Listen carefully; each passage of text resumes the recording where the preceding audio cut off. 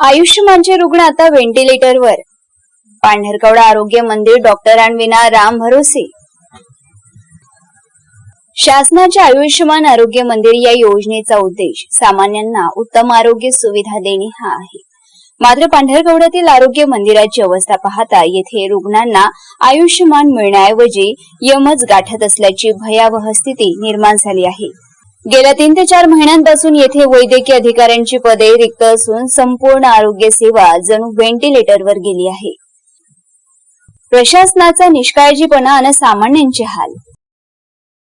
एकीकडे सरकार कोट्यावधी रुपयांच्या जाहिराती करून आरोग्य सुविधांचा गवगवा करत आहे, तर दुसरीकडे पांढरकवड्यातील ग्रामीण आणि स्थानिक रुग्णांना साध्या उपचारासाठी खासगी दवाखान्यांची पायपीट करावी लागत आहे. डॉक्टरांविना येथील आरोग्य मंदिर केवळ एक शोभेची वस्तू बनले आहे. औषधांचा तुटवडा आणि रिक्त पदांमुळे येथील आरोग्य यंत्रणा पूर्णपणे कोलमडली असून गरीब रुग्णांच्या जीवाशी खेळ सुरू आहे.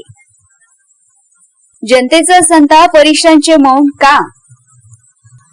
या गंभीर विषयावर स्थानिक नागरिकांनी आणि लोकप्रतिनिधींनी वारंवार लेखी तोंडी पाठपुरावा करूनही प्रशासन केवळ कागदी घोडे नाचवण्यात धन्यता मानत आहे.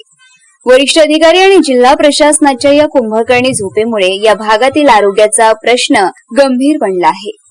प्रश्न असा पडतो की जनतेच्या जीवाच्या बदल्यात प्रशासनाला नेमके काय साध्य करायचे आहे? मारेगाव वार्तेचा सवाल आणि इशारा. आरोग्य मंदिरातील डॉक्टरांची पदे 3-4 महिने रिक्त राहण्यास जबाबदार कोण? गोरगरीब रुग्णांच्या उपचाराअभावी होणाऱ्या हाल अपेष्टांना जिल्हा प्रशासन उत्तर देणार का?